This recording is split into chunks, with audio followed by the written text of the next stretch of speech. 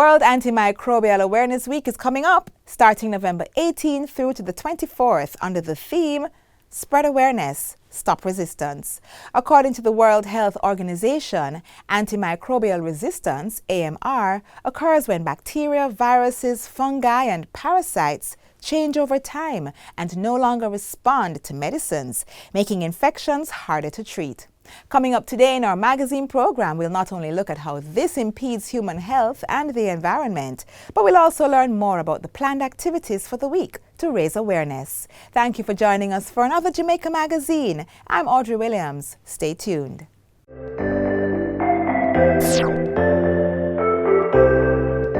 Getting the first dose is not an excuse not to wear the mask, not to social distance or physical distance, not to sanitize. Getting the first dose is not justification for deciding that you're going to resume the parties, the gatherings beyond the limits that have been established. The journey is to observe the protocols, take the second dose when it is time, and then we will resume some semblance of normalcy once we achieve herd immunity.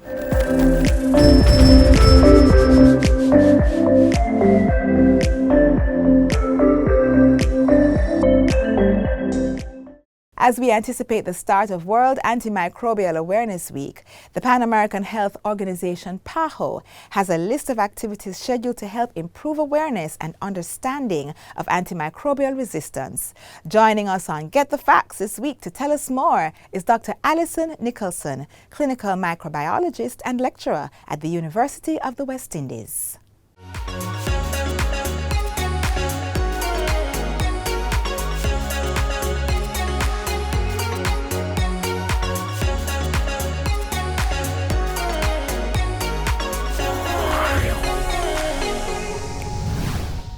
Welcome to Get the Facts. This is the program that provides you with information on government's policies and initiatives.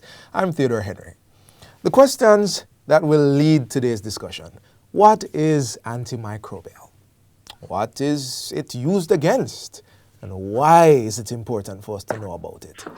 That's our area of discussion today with clinical microbiologist and lecturer at the University of the West Indies, Dr. Alison Nicholson. Dr. Nicholson, welcome to Get the Facts. Thank you. All right, let's jump right into our discussion. First and foremost, I'm sure everybody wants to understand what the word means. I've used it twice so far. What are antimicrobials? Okay, so anti against, microbials, microbes. Right. So your microbes are your largely microscopic organisms that create problems. They do have some uses as well, but in this context, we're looking at microbes, these microscopic organisms that create infections. They fall into the major categories of bacteria, viruses, fungi, and parasites. So those are the main categories. And the one that we're most concerned about at this time would be your bacteria, even though we are keeping our eyes on the others. Right. And I figure most people would be relatively understanding of why we should care about antimicrobials. You know, you talk about bacteria, people think about disease and germs. Is there any other reason why we should be particularly interested in antimicrobials? Well, the antimicrobials, meaning that they are against microbes, the main reason we have them is to deal with infections. We say sometimes we talk about antibiotics. I know you're familiar with that. Right. So your antibiotics are specifically talking about your antibacterial agents. When we say antimicrobials now, that's like an umbrella group talking about all the agents that are against all the microbes. So we lump them together: bacteria, virus, parasite, fungi. Okay, so I'm just going to toss this out. There's like a broad spectrum attack against these things. Yes, but I want to just put a little word in here, because within the categories, you have broad spectrum agents. So like within your antibiotics, you have some narrow spectrum ones and you have some broad spectrum ones. So as long as we don't confuse the use of the terms, that's fine. Understood. We're getting the facts. All right, Doc, November 18 to 24 is being observed as World Antimicrobial Awareness Week. Could you tell us a bit about the objectives of this Awareness Week? Right. Well, this is really to continue sounding the alarm because it is something that we have done over time. But we take this opportunity every year to join the global effort to sensitize persons to the problem. Antibiotic resistance, for example, is a significant problem. It is thought that in a number of years, it will probably be the most significant problem that we have. We have been overusing antibiotics, for example. The bacteria have become accustomed to them. We have significant antibiotic resistance. So simple organisms that could easily be treated by these agents called antibiotics are now being resistant to the antibiotics. And sometimes we don't have any antibiotics to treat them. So in serious infections, you can imagine the outcome. And so we wanted to draw attention to this because unless we have other agents coming up, we will be in problems. The pharmaceutical companies have decreased the manufacturing of antibiotics, for example. It takes them 10 years to bring a new drug to the market. It costs a lot of money. They don't recover their costs. So with decreased production, but increased resistance, we're heading to a place where we won't have anything to treat bacterial infections. And it is similar for the other agents, but the bacteria have raced ahead of them. So that's why we tend to emphasize them a little bit more. But when we say antimicrobial weak, we're talking about all the agents. Understood. You brought up the idea of antimicrobial resistance, and I'd like if we could touch a bit more on that. And also another term that I have here, selective pressure. But my question about resistance is, help us understand, is it a matter of the drug doesn't work anymore, or the microbe has gotten to a point where it is a super microbe now, bigger, badder, better, so we need something stronger? And is there anything that we can do about that? All right, so one thing leads to another. So you have the right trajectory. You use the antibiotics. So for example, you have a sore throat, you go to the doctor, you get antibiotics. You are therefore exposing your flora, the flora in your body, to these antibiotics. Sooner or later, the antibiotics will encounter a mutant, a slightly changed form that the antibiotic cannot kill. So the antibiotics will therefore kill all of those that are sensitive to it. But then it will leave that small percentage of those that have emerged that are no longer sensitive to that. And that will be a problem because you will then have resistant, that small subpopulation being resistant to the antibiotic, and that now takes over. So now the next time you have an infection, you're going to be having these resistant organisms. Now you can step up to another, probably a higher level of antibiotics, and then you try that. The same thing happens. Where we are now is that we sometimes go to the highest level and still find organisms resistant. Does this have anything to do with that term selective pressure? Yes. So you use the antibiotics and they end up selecting for the resistant organisms. That's not what they're supposed to do, but that's what they end up doing. That's an effect of their action. Okay. So pressure makes them essentially stronger.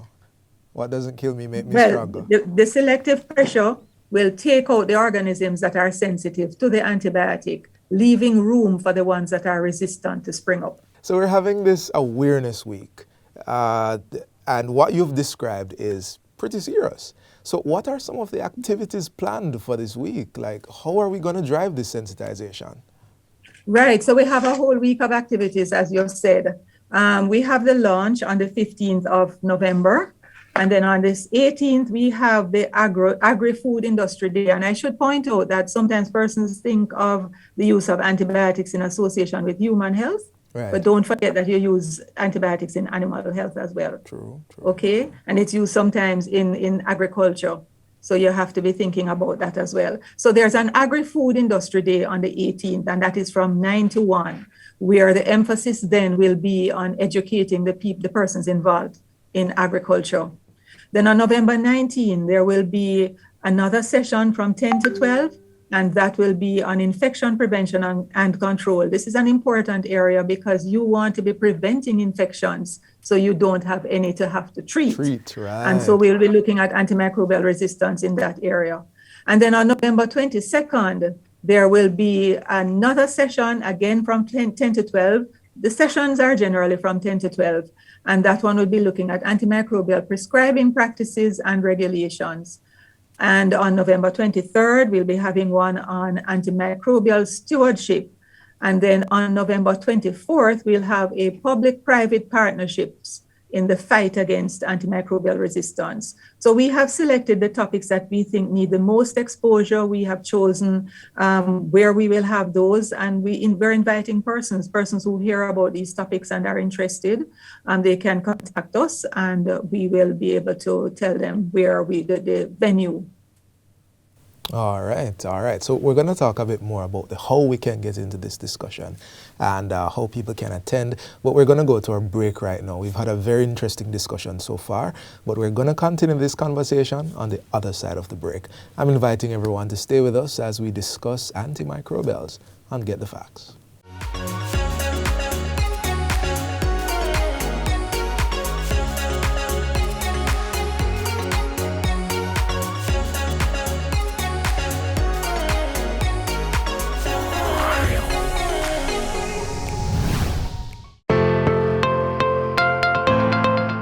We are in a race against time, to reverse the effects of climate change by one simple action which has positive and enduring effects.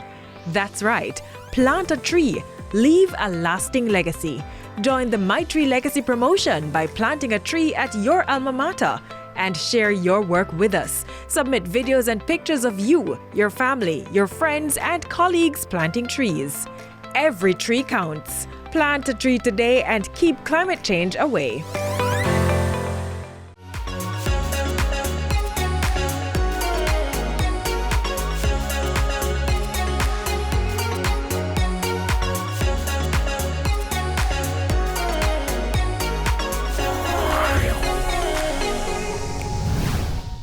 Welcome back to Get the Facts. We've been discussing antimicrobials, what is, what might be, and what we can do about it with Dr. Alison Nicholson. And right before the break, Doc, we were discussing this whole idea of antimicrobial resistance.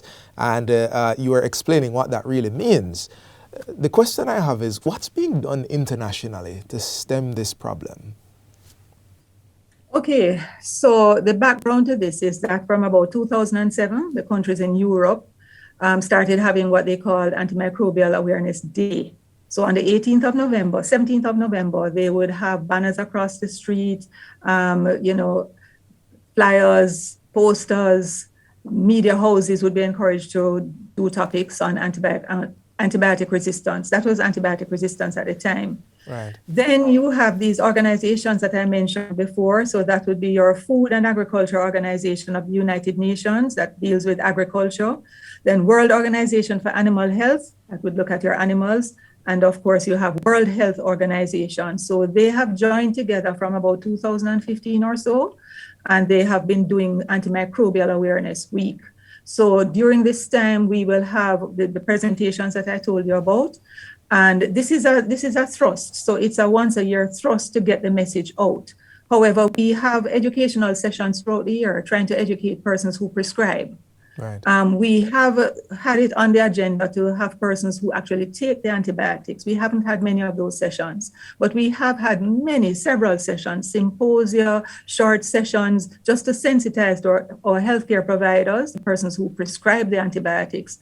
And I think that where we are now is a great improvement from where we were at the beginning. I think persons actually understand. Initially, I think the whole area sounded like, alarmist, right. But I think persons do understand now. And I think we do have persons on board. I can't say, we actually did a study earlier on to look at the knowledge, attitudes, and practices of our doctors and also of members of the public. And so bearing those things in mind, things that we found out, we can now target our training towards some of those areas. Okay. One of the things that has come out to me in our discussion is that this isn't just something that WHO and PAHO should be interested in, but the farmers here on the ground. Absolutely, the yes. People. So do you have any details on what sort of impact antimicrobial resistance is having on populations, especially in our part of the world? What does it look like in this part of the world? Anything that people can attach it to? Right. So I don't know that we have hard figures here in terms of the resistance for some of them. So there are some antibiotics that are really not very useful anymore. And there are antibiotics that we have to be shepherding. There are strategies that we put in place in our healthcare settings, for example, to reduce the use of some antibiotics, to restrict the use of some antibiotics in order to save them. And for the farmers, I should mention that in 2016, a task force was formed here in Jamaica as one of our main ways of addressing this thing on a broad-based term. And so what we have is a task force made up of persons from all the different entities that are involved. So the animal health, human health, environment. We want persons from education. We don't have every single representative here on the board yet, in the group yet, but we intend to do that as we start back. What we did there was to draw up a national action plan. Mm-hmm. So that plan is supposed to guide the way for us to reduce. We can't stop antibiotic resistance. We can't stop antimicrobial resistance. Let me just make that point. We can't stop it, but we can slow it down. So the National Action Plan is geared at slowing down this resistance. This is drawn up, just waiting to be activated. Okay. I'm processing what you just said. We can't stop it, but we can slow it down. And I'm assuming the implication is until better tools are found. Right. Understood. And that might be a very long time. Mm-hmm. I understand. I think our effort should be on preserving the antibiotics while persons in the background try to see what else they can come up with. Okay. Preserving the antibiotics, as in using them little by little, not so often. Right. And I think this would be a good opportunity to plug things like, if you go to the doctor and you get a course of antibiotics, complete the course. At this point in time, we're telling you to complete the course. Right. Do not share your antibiotics with others. And even in the person who shared their tablets and shortened their course, they have given the microbes a window to recover and grow. I want to wrap up with you giving us not only a bit of a charge, like talk to the people out there about some best practices, but also giving us some details on how we can participate in the Awareness Week. Like, how do we get on? Okay, so what I would say I will take that last part first, and just keep watching the media, where we will then be able to tell you the venue. I told you the sessions that we'll be doing, and so we will then publicize where the sessions will be held. We have identified places like on the university campus, but there are other areas that we will be having these. So PAHO WHO, by the way, is very instrumental in what we're doing here now. They're working closely with a team to get the word out. And we're really very grateful for their support and the initiative that they've shown with us. So you will get the information concerning where these sessions will be held, but basically come out and be informed, come and listen. Some of these sessions will talk about what kind of levels of antimicrobial resistance we're having now in the island. What can you do? Just what you asked a while ago, what can you do to restrict antibiotic resistance? I spoke to some medical students recently and they wanted to know, what can we do? What can we do to help? Because if this continues, when they become doctors, they will have a problem with treatment. All right, we have gotten the facts. And I like that last line that you mentioned, Doc. Everybody needs to join the fight. This isn't just some far-flung issue, but it involves me, it involves you. Let's come out, let's look out for the locations, let's look out for we got the dates, but let's look out for the locations and come and learn and see what we can do. This has been Get the Facts. Our guest was clinical microbiologist and lecturer at the University of the West Indies, Dr. Alison Nicholson. Doc, we thank you so much for joining us today. We thank you for giving us a clear and concise and, I would say, not at all alarmist view of what's happening. It's better we know. So, I thank you so much for watching, and I invite you to watch and continue watching JIS as we continue to get you the facts. Until next time, walk good.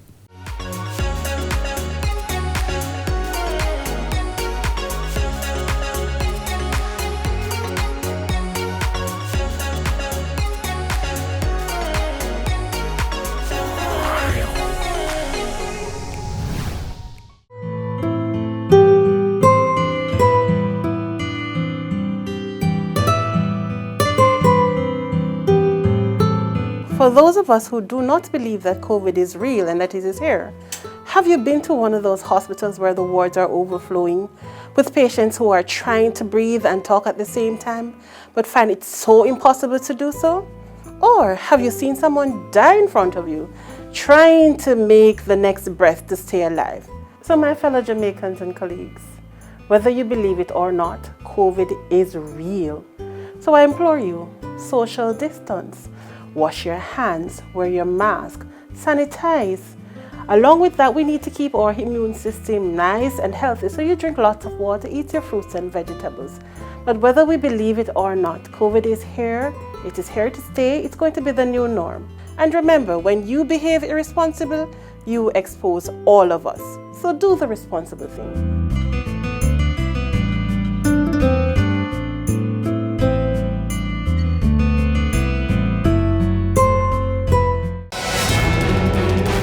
Concerned about uncollected garbage at home? Do you see garbage piling up on the streets? Then report it. Use the National Solid Waste Management Authority's mobile app to report instances of littering, illegal dumping, and uncollected garbage. From anywhere and at any time, be an environment warden by informing the authority of unsightly solid waste. You will be notified when your report has been received by the NSWMA, as well as when the matter is resolved. Download the app from the iOS or Android app stores by typing in NSWMA. Play your part, as Jamaica's beauty is everybody's duty.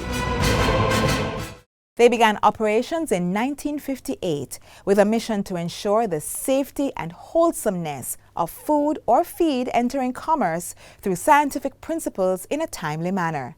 Today, the Food Storage and Prevention of Infestation Division is so much more. Watch this.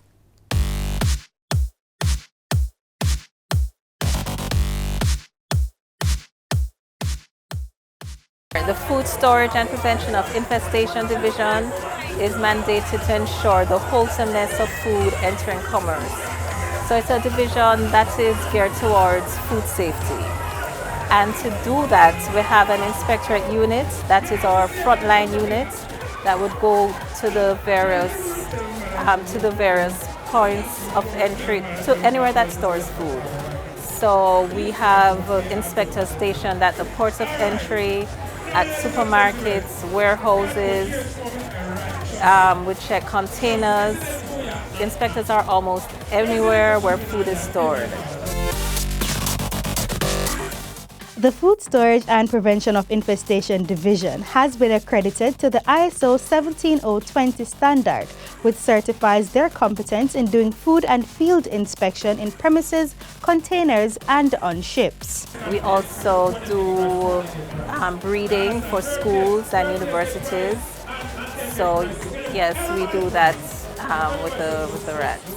We actually do trapping as well. We go out into the field and we do trapping. So at various locations, we'll take some designated rat traps and we go out and we would trap rats and we breed them in-house. The division also comprises of a rodent biology and control unit where they conduct efficacy testing to see how effective rodenticides are on the rats. There are some myths floating around with rats and how to keep rats away. And one of the myths is that you have to spice up the poison for them to eat it and to die, which isn't really so. It's best not to add things like gravy or other foodstuff to the poison. What you want the rat to do is to eat as much of the poison as possible. Another myth is that by using select rodenticides, you will not be able to smell the rat once it dies. The smell of the rat has to do with really how the time at which it dies and how far it is from where you thought it died. Another myth is that the rats can't climb on wires. Some of us would really see that, they can climb on wires. You can see them on utility wires. Another myth is that if a rat bites your fruit, for example a mango, you can cut off that bitten portion and eat the rest. No. It's best to discard it and best not to eat it, because if the rat has eaten part of it, they could mess on the rest of the fruit. So you wouldn't want that. So if you have a fruit that is bitten by rats, best to discard it. In addition to the Rodent Biology and Control Unit, the Food Storage and Prevention of Infestation Division also has other testing laboratories such as the Pesticide Residue and Microtoxin Unit, a Microbiology Unit, and an Entomology Unit. For more information on the Food Storage and Prevention of Infestation Division, an entity under the Ministry of Agriculture and Fisheries, visit or call them at their offices at 15 Gordon Road in Kingston or 30 to 34 Market Street, Montego Bay, St. James.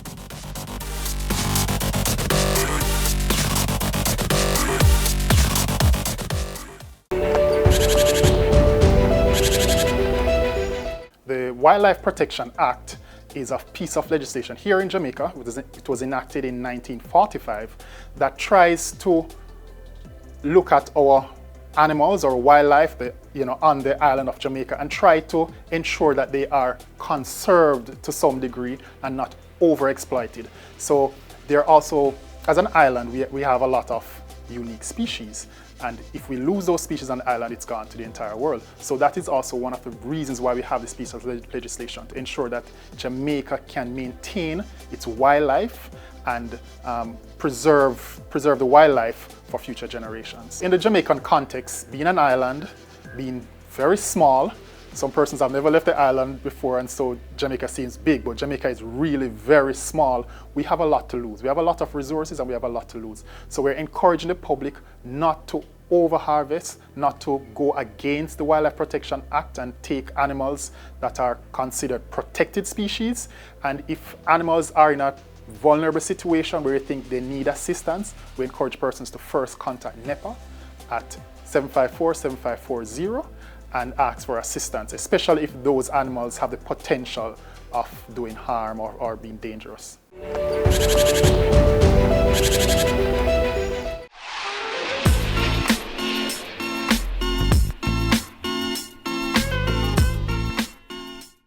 This is where the magazine ends for today, but if you'd like to see more content like this, then visit our YouTube page. We also have all the latest news and updates on our social media pages and our website, jis.gov.jm. On behalf of the entire production crew, I'm Audrey Williams. Thanks for watching.